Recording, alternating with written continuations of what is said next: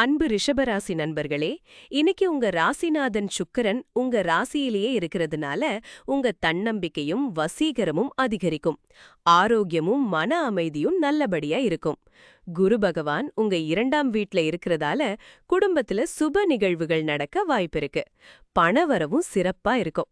உங்க பேச்சுல தெளிவு இருக்கும். இது உங்களுக்கு நல்ல பேர் வாங்கித் தரும்.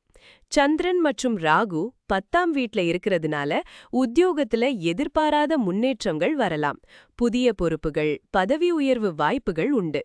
சனி பகவான் லாபஸ்தானமான 11ஆம் வீட்ல இருக்கிறதால நீங்க எடுக்கிற முயற்சிகள்ல வெற்றி கிடைக்கும். நீண்ட நாள் கனவுகளும் நிறைவேறும். நிதி நிலைமையில நல்ல முன்னேற்றம் இருக்கும். ஆனா சூரியன், செவ்வாய் அப்புறம் அஸ்தமனமான புதன் 3 பேரும் 12ஆம் வீட்ல இருக்கிறதால அனாவசிய செலவுகள் அதிகரிக்க வாய்ப்பிருக்கு.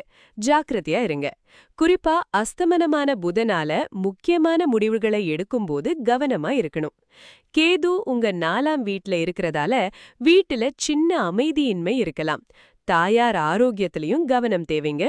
இன்னைக்கு செவ்வாய்க்கிழமைங்கிறதுனால 12ஆம் வீட்ல இருக்கிற செவ்வாயோட தாக்கம் செலவுகளை இன்னும் கொஞ்சம் அதிகப்படுத்தலாம். மதியம் 3:16 இருந்து 4:51 வரைக்கும் ராகு காலம் இருக்கு. இந்த நேரத்துல புது முயற்சிகளை தவிர்த்திடுங்க. பூரட்டாதி நட்சத்திரத்துல சந்திரன் இருக்கிறதால ஆன்மீக சிந்தனைகள் மேலோங்கும்.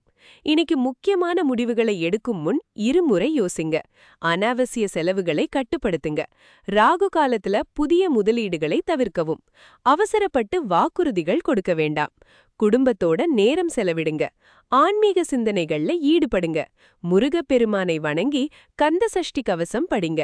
செவ்வாய்க்கிழமை முருகனுக்கு சிவப்பு மலர்கள் சாத்தி வழிபடலாம். முடிஞ்சா அன்னதானம் செய்யுங்க.